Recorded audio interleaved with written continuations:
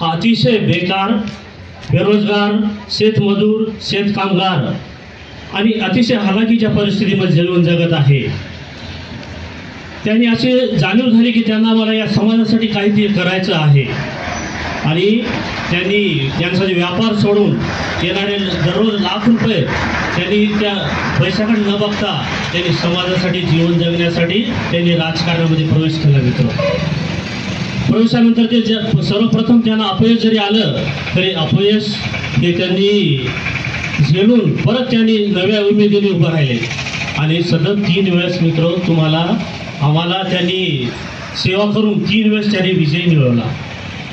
या 15 वर्षामध्ये जेवढं काम केलेलं आहे मित्र सर्वांना सांगण्याची गरजच नाही मित्र। रोड असेल, लाईट असेल, पाणी असेल, बंधारे असतील किंवा MIDCचा प्रोग्राम असेल ते MIDC त्यांनी काम केलेलं आहे मित्र।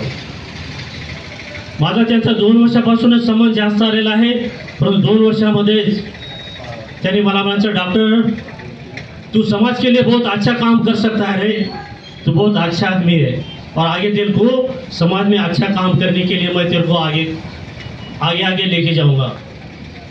साहेब माझे गुरु होते आणि साहब आगे चल के अपन को क्या करने का है, आगे चल के अपना ध्येय क्या है। तो त्यावेळेस से मला म्हणायचे, अरे अपने को किन्नौर जिला बनाने का है, इस्लापुर और मांडवी तालुका भी उसमें बनाने का है और अपने एरिया में ज़्यादा से ज़्यादा बंधारे अपने को लाने का है और उच्च कोटि के बंधारे होने के बाद अपना शेतकरी जो है सुखी रहेगा और उससे ज़्यादा से ज़्यादा अपना शेतकरी का जीवन ऊपर उठेगा।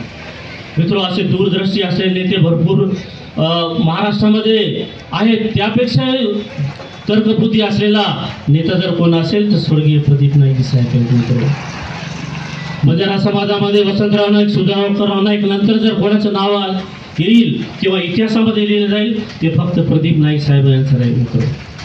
म्हणून आज आपल्यामधून जरी गेलेले असतील त्यांचे विचार आपल्याला नक्कीच प्रेरणा राहतील आणि त्यांच्या स्मृतीस आपण सर्वजण इथे अभिवादन आणि श्रद्धांजली अर्पण करण्यासाठी आलेलो आहोत। म्हणून माझ्या परिवारातर्फे, माझ्या समाजातर्फे, सर्व पक्षातर्फे आणि संपूर्ण किनवट आणि महाराष्ट्रातर्फे त्यांना आम्ही श्रद्धांजली अर्पण करतो। एवढे माझे 2 शब्द संपवतो। जय हिंद, जय भीम, जय भारत, जय संविधान।